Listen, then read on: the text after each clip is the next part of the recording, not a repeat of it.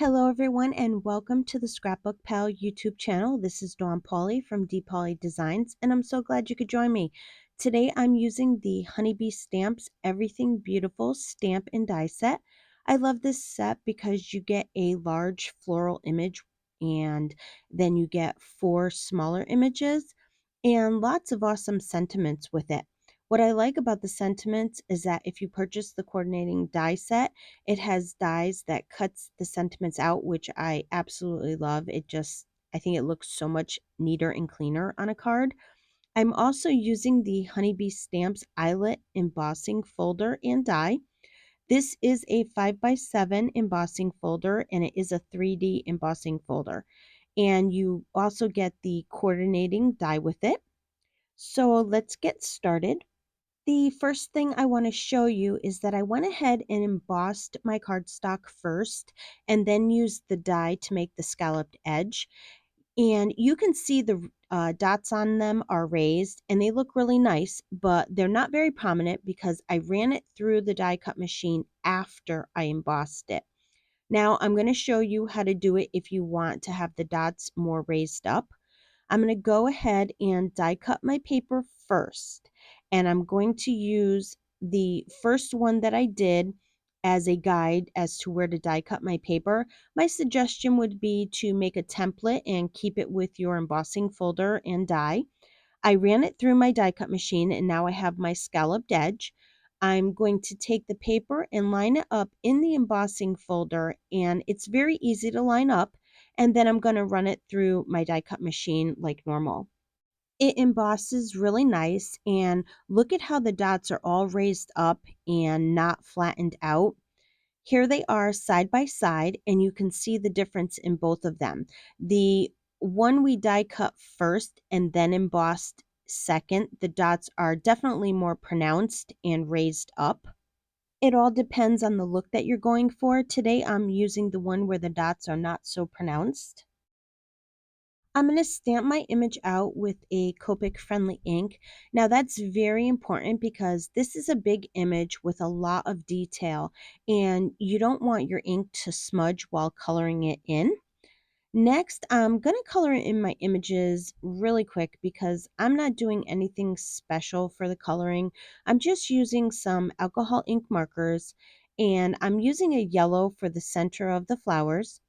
And I'm only going to show you one of the petals that I'm going to color in, and you can color the images in any way you like. Everyone has a different coloring style, and that's okay. That's what makes homemade cards so unique. I'm just using a dark teal towards the bottom of the petals because I want my flowers to go from dark to light. And then I'm going to bring in a medium teal for the middle of the petals, and I'm going to blend it with the darker teal. Then towards the top of the petal, I'm going to bring in the lightest color, and then I'm just going to kind of blend them all together with the other two colors. Sometimes I will go back and add a little bit more of the dark color. You just kind of have to play with it until you get the look that you want. Next, I color all of the leaves with a green color. I haven't done any shading to it yet. I'm just coloring all the leaves in a solid green, and then I'll bring in a slightly darker green to accent just a few of the leaves. You don't have to do this if you don't want to. I didn't actually accent all of the leaves, just a few of them, just to give it a little bit of a darker shading here and there. Okay, now here's the part I love to do. I take a white colored pencil and I shade in all the tips of the flowers with it. It goes on really nice over the alcohol markers. If you're not great at doing a lot of shading with your alcohol markers, this technique works really awesome to give you the look of shading. Let me hold this up to the camera so you can see just how nice it looks. It really adds to the whole look of the flowers, I think anyways. Okay, now I'm going to use the coordinating die to cut out the image, and I just tape it in place so that it doesn't move around, and then I'll run it through my die cut machine like normal. Here are all the pieces I have so far that I'm going to use to put my card together. I decided I wanted like a focal point on my card, so I'm using the window die from the Honeybee Stamps Blooming View die set.